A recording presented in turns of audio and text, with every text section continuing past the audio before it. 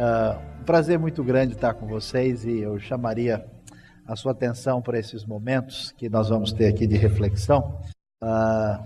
Nosso amigo aí, o pastor Paulo, falou tanta coisa especial, mas olha, tem um problema sério que a gente tem que resolver de igreja para igreja, porque eu vi agora no jantar que tinha um saião no meio de vocês, e aí é um problema de direitos autorais, nós temos que conversar seriamente sobre o assunto, né? E realmente é uma questão, inclusive teológica, para a gente resolver. Mas, meus queridos, eu queria que a gente abrisse a Bíblia em Atos, capítulo 2, versículo 42, onde o texto vai nos dizer o seguinte: eles se dedicavam ao ensino dos apóstolos e à comunhão, ao partir do pão e às orações. Todos estavam cheios de temor, muitas maravilhas e sinais eram feitos pelos apóstolos. Os que criam mantinham-se unidos e tinham tudo em comum. Vendendo suas propriedades e bens, distribuíam a cada um conforme a sua necessidade. Todos os dias continuavam a reunir-se no pátio do templo, partiam o pão em suas casas e juntos participavam das refeições com alegria e sinceridade de coração, louvando a Deus e tendo a simpatia de todo o povo. E o Senhor lhes acrescentava diariamente os que iam sendo salvos. Nós vamos tentar pensar e refletir um pouquinho nessa noite sobre essa comunidade dos discípulos de Jesus, que é chamada para servir. E quando a gente pensa sobre isso, acho que a gente deve começar a refletir um pouquinho sobre o que a gente entende com a dimensão do que vem a ser a proposta de ser discípulo de Jesus. Parece que, em grande parte, a gente tem um discurso, uma maneira de pensar e de refletir, que a nossa relação com Deus ela é muito marcada por um elemento quase que exclusivamente jurídico, quase que exclusivamente relacionado com aquilo que está certo e errado. Então a gente normalmente pensa o seguinte: olha, a gente fez um monte de bobagem, sujou o espaço todo, precisa de ajuda, precisa de salvação. O único que pode limpar a sujeira total aí com uma espécie de pureza absoluta é Cristo. A gente corre para Ele e a gente precisa dizer e multiplicar isso para todo mundo. Em parte, isso tem toda a razão de ser, tem muito a nos dizer e nos ensinar e tem a ver com muito do que é o Evangelho, mas eu vou desafiar a gente a pensar nessa noite num nível um pouquinho mais aprofundado daquilo que envolve tanto o que significa o pecado, como o que significa a redenção e o que significa ser essa comunidade da fé que faz diferença. Quando a gente vai entender um pouquinho mais aprofundadamente essa questão do pecado, o pecado não representa na Escritura simplesmente uma desobediência, simplesmente uma transgressão da lei, simplesmente uma situação de errar ou falhar, né? Errar o alvo, errar aquilo que deveria ser feito. O nível de profundidade da problemática que a gente enfrenta é muito maior, que tem a ver com a nossa alienação em relação a Deus. Quando a Bíblia descreve o problema do pecado no início de Gênesis, a coisa é muito mais do que uma mera desobediência, porque a tentação que é apresentada para Adão e Eva, ela é apresentada da seguinte maneira: no dia em que vocês comerem do fruto do conhecimento do bem e do mal, parênteses aqui embaixo, fruto do conhecimento completo, do conhecimento total, vocês serão como Deus. Então, a gênese, a raiz, a essência daquilo que a gente vai perceber com o pecado tem a ver com uma espécie de rebelião contra Deus, como uma espécie de construção de mundo próprio. Essa construção de mundo próprio, essa espécie de castelo medieval, esse feudo que a gente constrói em torno da nossa própria vida, é, na verdade, a referência fundamental daquilo que tem a ver com essa questão de distanciamento de pecado em relação a Deus. Não significa simplesmente um menino malcriado que resolveu comer a torta na hora errada. Significa uma postura de oposição a Deus, de tomar o lugar de Deus, de independência, de oposição, e principalmente num processo que a gente chama de autonomia. Então preste atenção. Quanto mais longe de Deus uma pessoa está, não necessariamente essa pessoa é mais, vamos dizer, detonada e destruída, mas ela é autossuficiente, independente, isolada e separada de tudo. Portanto, aquilo que rege a vida de uma pessoa afastada de Deus tem a ver com uma espécie de vetor que faz com que as coisas se volte exclusivamente para a realidade da pessoa. Quando a Bíblia nos apresenta a proposta de redenção, de salvação, de vida eterna, dessa restauração, dessa reconciliação com Deus, o poder de Deus que se instaura na vida da pessoa por meio dessa conexão espiritual indefinível, indecifrável, porque cada pessoa tem de um jeito e ninguém nunca consegue contar direito como foi a sua comparado com a do outro. Essa relação pessoal com Deus, há um processo de libertação, de salvação, de perdão, de vida eterna que se desdobra numa atitude diferente. Essa atitude diferente é principalmente uma atitude de mudança vetorial. A flechinha que vivia voltada para cá internamente, passa por um exercício de física e a flecha muda, os vetores começam a ir numa direção distinta, primeiro voltado para cima e depois voltado para o próximo.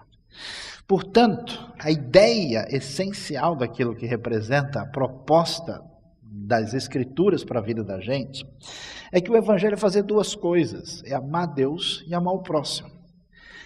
Nesse sentido, quando nós pensamos em ser uma comunidade, a gente precisa começar a refletir que tipo de proposta de cristianismo a gente tem visto hoje desfilar diante de nós. Uma coisa que me preocupa é que parece que a gente tem muitas vezes um evangelho exageradamente triunfalista.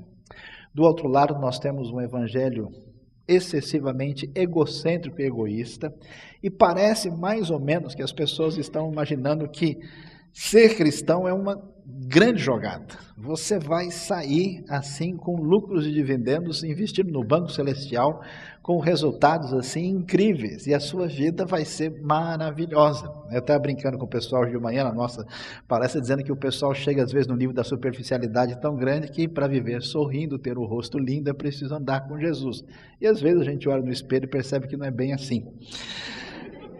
Quando a gente presta atenção no texto de Atos, a gente vai ver um momento tão especial na história da igreja primitiva que parece que essa coisa tão apavorante, esse processo de ensimesmamento, essa construção de feudo próprio, esse processo psicológico problemático que complica a nossa vida quando a gente gasta 90% do tempo pensando em nós mesmos.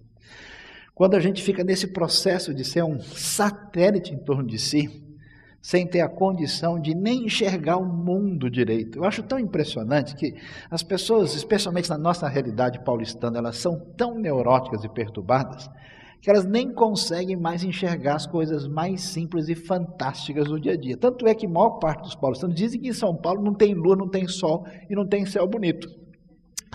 E você olha e vai ver que em grande parte dos dias você encontra todos eles. O pessoal repete aquilo que ouviu sem nem prestar atenção de tão maluco e perturbado e doido que está.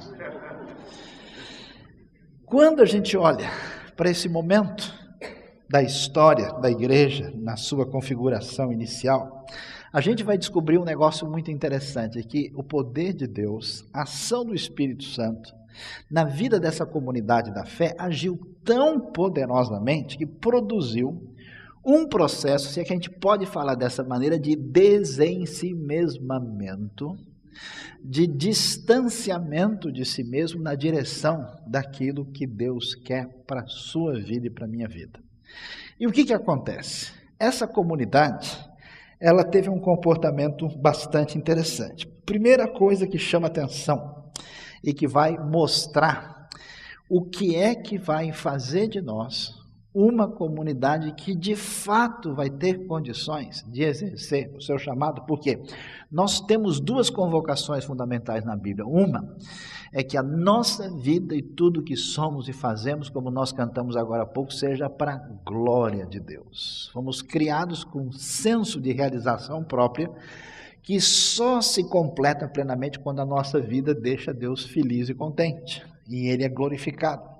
Mas do ponto de vista da missão, a nossa vida só se completa quando a nossa vida de fato é uma bênção para as outras pessoas. Nada é mais gostoso de saber de que alguma coisa que correu por meio da sua vida abençoou de maneira significativa a vida de outra pessoa. Você sai na rua feliz, chamando o urubu de meu louro, é muito legal. Quando a gente olha para o texto, ele vai mostrar que tipo de perfil causou essa comunidade, foi causado nessa comunidade e por que ela se desdobrou a ser uma comunidade efetiva. Nós poderíamos gastar muito tempo aqui, e vale a pena fazer isso, estudando o mundo de hoje, vendo o que é o mundo pós-moderno, as tendências macroeconômicas, os perfis sociais, as correntes filosóficas, o tipo de variabilidade da construção da polis, da urbe, e todo esse processo tem lá o seu lugar, o seu valor. Mas se a gente não entender o âmago fundamental, a gente não vai conseguir ir muito longe, apesar de entender a realidade à nossa volta. Então, o que a gente descobre? Esses discípulos se dedicavam ao ensino dos apóstolos. Primeira coisa, ensino. Poucas pessoas aprendem de verdade. É difícil aprender. Aprender é um processo doloroso. Aprender dificulta a nossa vida porque nós já temos a verdade. É tão impressionante ouvir uma pessoa que ouviu uma palestra, uma aula, um discurso e conversar com essa pessoa e depois perceber que o que ela disse que ela ouviu é o que já estava na cabeça dela, não tem nada com o que as pessoas falaram.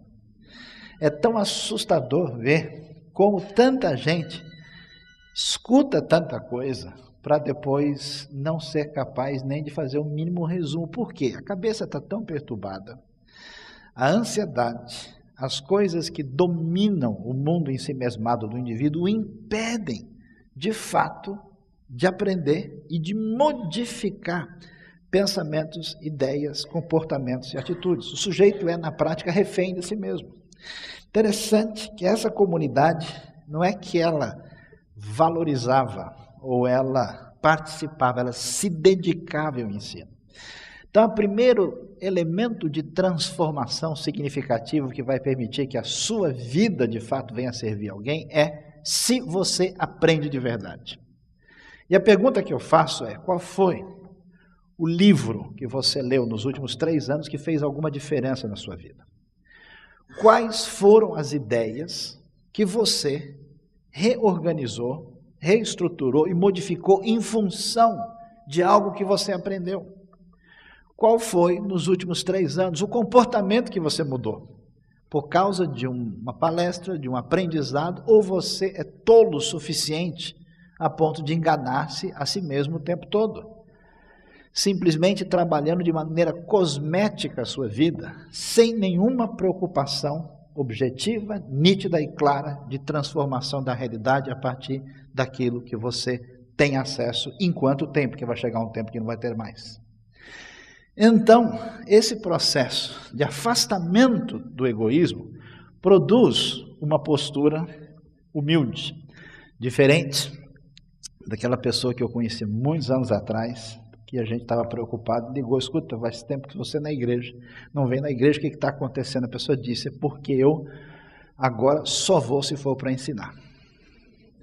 Porque eu já cheguei num ponto, eu achei interessante, pelo menos a transparência, a sinceridade da pessoa. Era algo assim indiscutível. Eu já cheguei num ponto em que eu não aguento mais ficar sentado ouvindo uma pessoa, porque meio que não adianta nada. Agora, se for para ensinar, pode contar comigo. E está aqui à disposição, e o problema é que essa convicção não era muito compartilhada por outras pessoas. Então, a coisa era difícil. Essa comunidade era uma comunidade marcada também por uma disposição de abrir mão do seu conforto pessoal para a relação com os outros. Eles estavam sempre em comunhão, no partir do pão, provável referência à prática da ceia do Senhor. Eles estavam orando juntos, eles estavam numa dimensão de mútuo aprendizado e troca de relação pessoal. Eu fico impressionado hoje como tem gente doida nesse mundo. Talvez em Moema seja o número menor, porque Moema tem muitos bons restaurantes, o clima lá é agradável, um bairro assim muito especial, talvez o número de doidos seja menor. Não sei, depois podemos fazer uma contabilidade aí, se quem ganha, né? Por quê? Você já reparou? Eu estou acostumado a ver duas pessoas conversando entre si. E a conversa é tão maluca que um conta uma história e o outro conta a história dele. E os dois contam a história ao mesmo tempo, paralelamente. Nenhum escuta a história do outro. E fica a conversa de dois surdos, sem escutar o que o outro falou. E os dois saem felizes da vida, depois de terem falado sozinhos, porque escutaram a sua própria história. É tão esquisito isso. Por quê? Porque é a dimensão da rejeição do outro. Pouca gente consegue ficar 2, 3 minutos conversando com outra pessoa, escutando e prestando atenção de verdade. Às vezes a pessoa não fala, mas ele desliga, ele começa a rodar o HD aqui e fica procurando o wireless, né? Procurando a rede. É muito maluco. Você conversa na boa com a pessoa não responde. O que foi que você falou mesmo? Desculpa. Você percebe como é problemático, chega a ser doentio.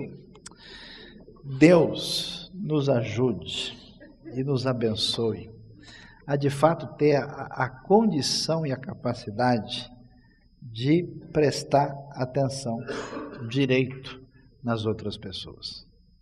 A maior parte dos pais perdem os seus filhos simplesmente porque nunca olham nos olhos deles na hora de conversar. Porque desprezam uma pergunta de criança, desprezam uma relação pessoal de qualidade valiosa. O poder do Espírito de Deus é tão especial que quando atinge uma pessoa, consegue de uma maneira que eu nunca entendi ainda como que funciona, mas de derrubar essa muralha construída assim em torno do ego do indivíduo, a ponto que ele começa a ter relacionamento real com outras pessoas, conviver com alguém no sentido de partilhar elementos ligados à vida que são significativos. Naquela conversa, né? Vai chover, né? Eu acho que vai. Mas depois sai o sol. Que legal. Não, eles estavam juntos, tinham comunhão e essa realidade se manifestava de maneira intensa. A destruição da autossuficiência, a destruição do reino independente do seu ego, ela conta com outro elemento de participação valiosa, significativa, que o texto diz que todos estavam cheios de temor, especialmente pelas maravilhas e milagres que eram feitos pelos apóstolos e que eles estavam atingidos por isso. Uma coisa que é assustador dentro do ambiente religioso é como que alguém pode lidar com tanta coisa bonita e sagrada sem sensibilidade. É como uma pessoa ignorante que a gente leva numa joalheria e para ele tudo é vidro colorido. Tudo entendeu? É brilho de cor diferente. Você vai tentar dizer o que é uma opala, uma esmeralda, e nada disso faz sentido. A pessoa... É como levar uma pessoa sem condições de entender de gastronomia para comer no melhor restaurante de Paris. O cara não sabe o que está acontecendo. Então é impressionante perceber como é que alguém pode. É o problema das pessoas que falam coisas sobre Deus sem pensar no ambiente de igreja. Problema das pessoas que repetem frases que se tornam uma espécie de chavão irrefletido e desnecessário. Mas quando Deus invade a sua área, e Ele é tão bom em fazer isso, quando Deus mexe com a vida da gente, quando o Espírito se manifesta na comunidade, existe um negócio especial, valioso, gostoso, que é a sensibilidade diante da grandiosidade de Deus, chamada temor. É um respeito, é uma sensação, que não sei se vocês, muitos já tiveram, da gente fazer uma oração e sentir que a gente é uma poeirinha no universo. A vastidão, a grandiosidade do mundo de Deus. Como é que pode? O Deus que fez toda essa grandiosidade do macrocosmo e do microcosmo se lembra de mim. O Deus que invadiu a história, o Deus responsável pelo equilíbrio do universo, me conhece pelo nome e enviou Cristo Jesus para me amar. Toda essa dimensão, o coração humano ganha um sentimento tão impressionante de proximidade e santo distanciamento de Deus por causa daquilo que Ele é. E esse pessoal sentia esse temor. Se o seu coração perder sensibilidade, se o seu coração perder isso, você não consegue ter sintonia com mais nada na vida. As pessoas lá fora, elas estão desesperadas. Elas querem prazer para aliviar a dor. Elas querem alguma dimensão de vida que alimente de fato o coração. Por isso eles estão correndo para tudo quanto é lado, fazendo qualquer coisa. Quando essa dimensão de alguma forma se torna visível e palatável na vida da gente, abre-se um espaço para a gente dizer o que é esse bendito evangelho libertador. Agora a coisa prossegue mais adiante e dá tempo de você ir embora antes, porque o que a gente vai comentar aqui talvez não seja muito interessante. Ainda dá tempo, vê se você lê alguma coisa e distrai um pouco, porque realmente o que a gente vai falar agora é um problema sério para a gente. Os que criam mantinham-se unidos e tinham tudo em comum. Vendendo suas propriedades e bens, distribuíam a cada um conforme a sua necessidade. Todos os dias eles continuavam a reunir-se no pátio do templo e partiam o pão nas casas e juntos participavam das refeições com alegria e sinceridade de coração. Qual é a fonte de referência da nossa independência? É a nossa sensação de poder. É aquela ideia, aquele sentimento que toma conta da gente, quando a gente deita de noite e a gente começa a fazer a contabilidade da nossa vida. Olha, eu comprei isso, eu tenho isso. Já viu quando seus negócios estão melhorando assim, você sente uma vontade de botar a mão assim, a mente, você não precisa nem pensar, ela roda sozinha. Então eu vou fazer esse negócio, eu vou ganhar isso, tal, aquela coisa meio que domina o indivíduo. E o grande problema é que, no fundo, ninguém possui nada. Existe uma ideia no meio evangélico, que não é uma ideia do Novo Testamento, que é mais ou menos o seguinte: nós somos pessoas normais da sociedade, e a gente, porque Deus é bom, como a gente cantou agora, e Ele abençoa a vida da gente, a gente dá uma caixinha para Ele. A gente quebra o galho dele, porque afinal de contas Ele está precisando. E aí a gente vai na igreja uma vez por semana, vai lá, canta umas músicas, e pessoal, canta direito aí, afinal de contas Deus é bom, vamos lá, né? Faz o favor a Ele, está lá, Ele está esperando, vamos aí. A gente dá um dinheiro, paga a mensalidade do Clube Celestial, a gente vai dando as coisas e a gente não bebe, não fuma, não joga, não faz um monte de coisa e somos forever and ever, amém. Está tudo certo. O Novo Testamento nem de perto tem essa ideia. A ideia do Novo Testamento é que uma vez que eu descobri a realidade sobre a minha vida e quem Deus é que Ele fez em Cristo Jesus, e eu me tornei servo, escravo de Jesus, eu não tenho mais nada. Eu sou emprestado, eu sou alheio. Portanto, as coisas podem até chegar na minha mão. Meu cérebro vai funcionar. Até que a hora que Deus vai dizer, ó, já deu tempo, vamos embora. As coisas eu tenho na mão para administrar.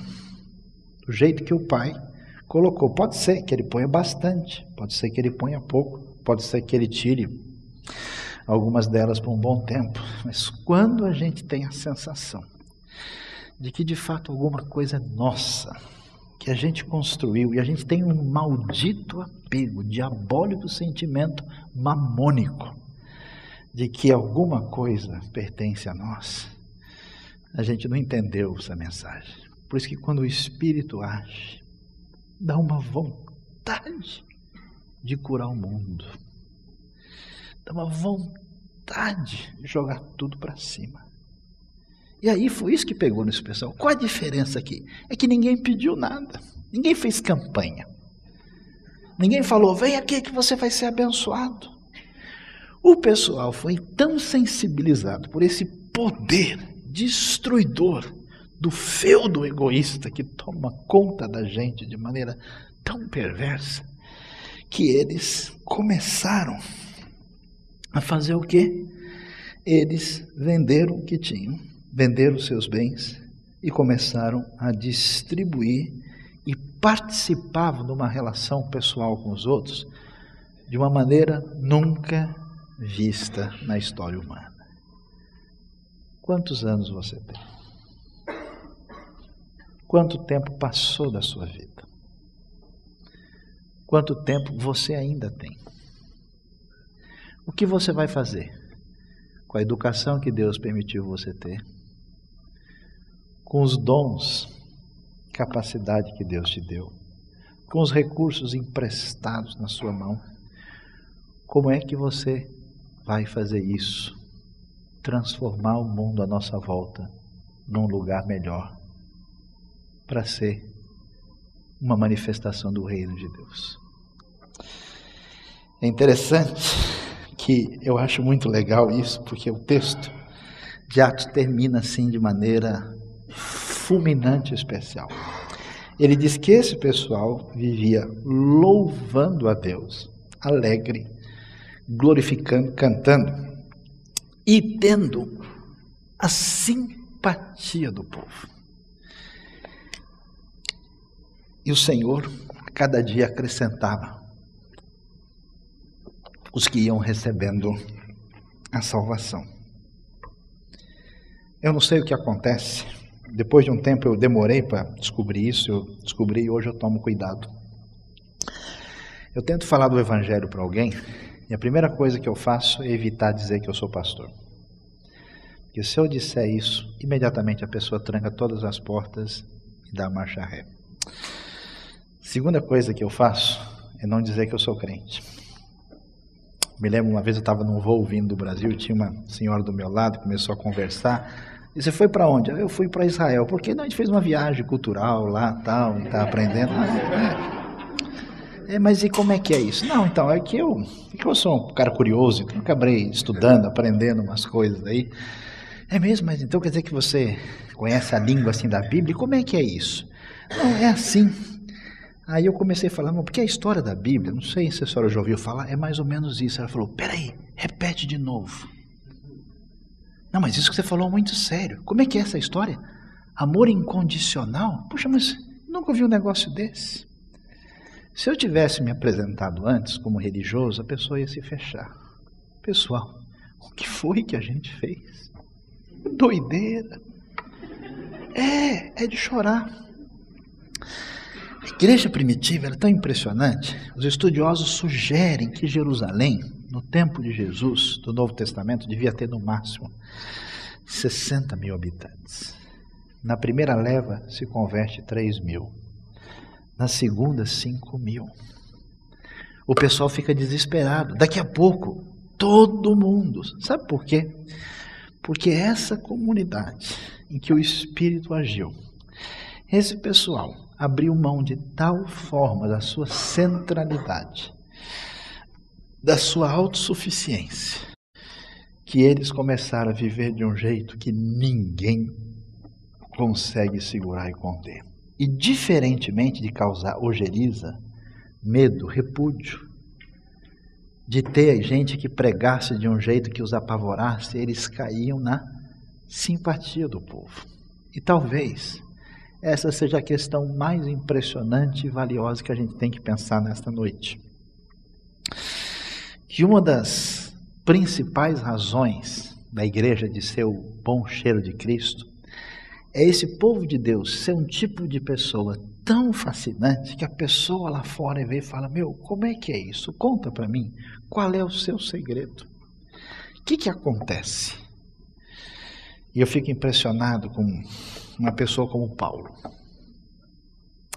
Paulo, homem criado no judaísmo mais religioso possível. Um dia eu fui almoçar com um judeu ortodoxo, inclusive messiânico. O almoço de meia hora virou 2. As outras 1h30 foi só reza. O cara ia pegar um pedaço de pão baruja, tá? Achei meu rei.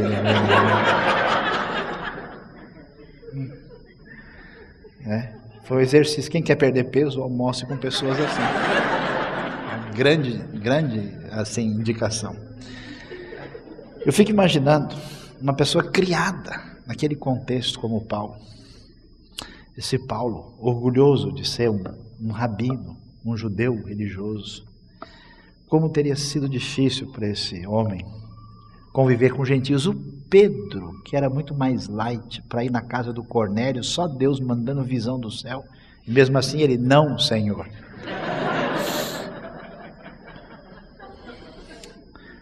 Paulo chega em Atos, capítulo 17, e desembarca. Chega na cidade de Atenas, entra no templo grego, vai para o Pártenon, vai para o Areópago, imagem de Deus grego despido de tudo quanto é lado. É como você entrando num templo de um culto de feitiçaria sincrético que a gente tem. Paulo entra lá, ele começa a conversar com o pessoal. Ele não diz um versículo. Ele começa a falar: olha, sabe que os poetas de vocês dizem isso, isso, isso. Paulo foi tão atingido pelo poder de Deus que a sua sensibilidade é tão grande que ele respeita as pessoas com quem ele vai falar do Evangelho, para ele falar da melhor maneira possível no contexto dessas pessoas. Algumas pessoas dizem: eu não gosto de ir na igreja tal, porque lá não tem música que agrada a Deus. Mas qual é a música que agrada a Deus? Deus não apareceu para escolher a dele. Paulo certamente escolheria a música que agradaria os atenienses. Paulo saiu citando o Gilberto Gil, o Toquinho, o Machado de Assis da época, na hora de falar do Evangelho.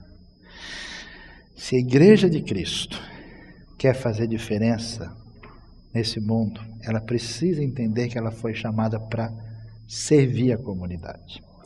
E servir a comunidade significa, em primeiro lugar, ter a sensibilidade de dar atenção ao contexto do mundo em que as pessoas vivem. Para entender esse mundo, esse cenário, essa realidade, para poder interagir e criar uma interface, de fato, que faça sentido para a comunicação da mensagem de Deus. Quando a gente não faz isso, a gente privilegia o nosso próprio mundo, a nossa própria proposta, a nossa própria tradição, a nossa própria trajetória histórica. Uma igreja num ambiente cosmopolita, urbano de São Paulo, ela precisa ter a sensibilidade, porque a classe média alta paulistana é um povo não alcançado na realidade missionária. É interessante que a gente fala que o Evangelho é boa notícia, que o Evangelho é a graça de Deus e que a graça de Deus é amor incondicional. Por que é que essas pessoas fizeram diferença? Por que é que essa igreja foi tão impactante? Por quê? Todo mundo sabe, o pessoal lá fora está olhando, eles estão prestando atenção, todo mundo sabe que todo mundo tem a mesma lepra. A lepra do egocentrismo, de fazer com que as coisas estejam rodando em torno de nós mesmos, para que a cada um tenha vantagem e garanta aquilo que é seu.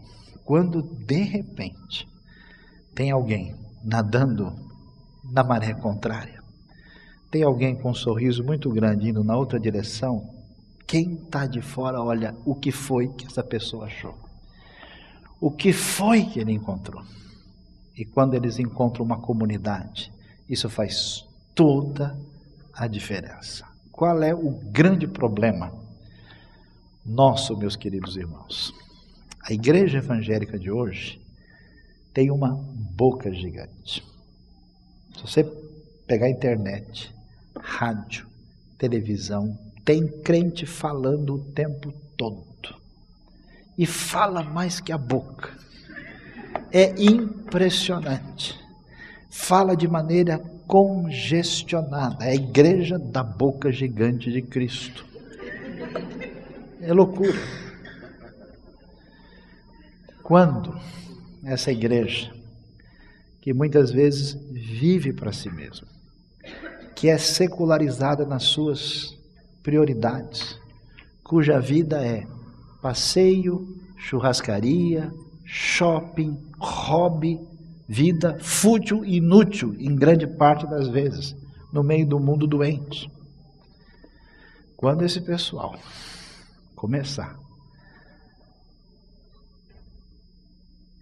a limpar a sujeira desse mundo, a desgraça que atinge o mundo sem direção, sem esperança, e vai acumular uma atrás da outra. Ninguém vai limpar isso, a não ser os discípulos de Jesus. Quando esse pessoal começar a perder de si para fazer essa diferença, ninguém aguenta. Vocês viram a mídia anti-evangélica falando do trabalho na Cristolândia? Ninguém resiste. Quando a gente mostrar que graça não é um conceito teológico, que graça não é um capítulo abstrato da teologia, mas a gente pegar o nosso tempo, os nossos recursos, o dom que Deus deu para você que ainda está funcionando, e a gente fizer alguma coisa para mudar esse cenário, ninguém segura a Igreja de Cristo. Graça significa amar na prática. Meus irmãos, Deus nos ajude a nos livrar de nós mesmos, do nosso castelo de conforto, do nosso orgulho pessoal. Você não é nada. Você levantou hoje de manhã porque Deus deixou. Se um vaso sanguíneo seu não funciona direito, amanhã você não lembra nem o seu nome. Deus, na sua bondade, nos deu mais uma oportunidade da nossa vida fazer diferença no mundo. Ah, como eu queria ver. É tão bonito a gente ver isso.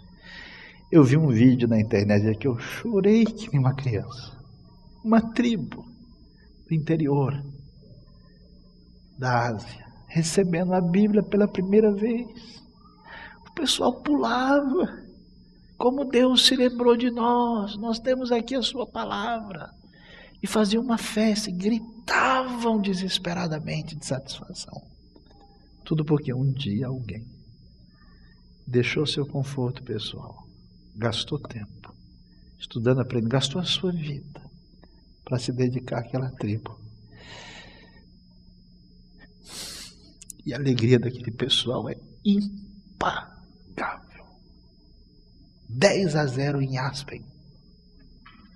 20-0 na Suíça, 30-0 em qualquer coisa que a gente possa achar muito legal.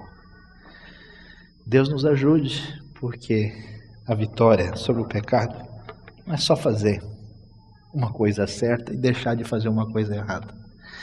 É de fato permitir que a mesma disposição de Deus de enviar o seu Filho Jesus por sua causa, para morrer por você, tome conta de nós.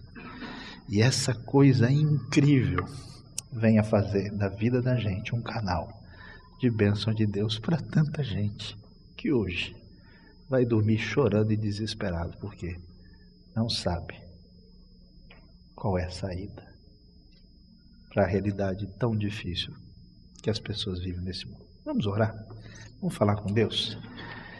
Abra o seu coração, fale com Deus, coloque aquilo que você sentir da melhor maneira possível. Deixe as cordas do seu coração vibrar e aquilo que mais mexeu com você, apresente para Deus e peça que Ele abençoe a sua vida de uma maneira muito particular. Deus bondoso, obrigado pela Tua graça, obrigado a Deus pelo mais um dia de vida debaixo da Tua misericórdia. Deus, tem tanta gente tão especial aqui que o Senhor um dia resolveu fazer uma santa bagunça na vida dessas pessoas. O Senhor pegou pelo caminho, o Senhor mudou a trajetória, o Senhor abençoou, fez coisas tão especiais, e por isso é tão legal que a gente está aqui como essa família de gente que foi alcançado pelo Teu amor. Ó Deus, a gente vive num mundo muito complicado, é tanta coisa para brilhar e nos iludir à nossa volta, e a gente fica meio perdido com esse tipo de coisa. Ajuda a gente, Senhor. Não deixa a gente perder o foco daquilo que Te agrada e daquilo que tem a ver com aquilo que o Senhor quer fazer na gente. Perdoa a nossa maldade e a nossa indiferença. E abençoa nessa noite os corações que estão procurando a Ti, que querem, ó Deus, essa sintonia diferenciada para que a gente viva a nossa vida para abençoar o mundo lá fora, que precisa tanto do Teu amor e da Tua salvação. Nós Te louvamos, Te agradecemos e oramos pedindo a Tua ação especial no nosso coração. Em nome de Jesus. Amém. Deus abençoe nosso coração.